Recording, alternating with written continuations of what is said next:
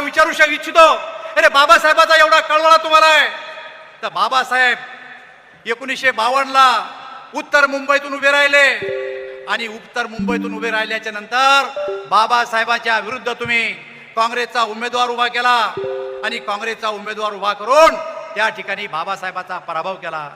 ज्या बाबासाहेबांनी घटना लिहिली त्या बाबासाहेबाबद्दल जर तुम्हाला आदर होता तर बाबासाहेबाला तुम्ही लोकसभेमध्ये येण्यापासून का रोखलं?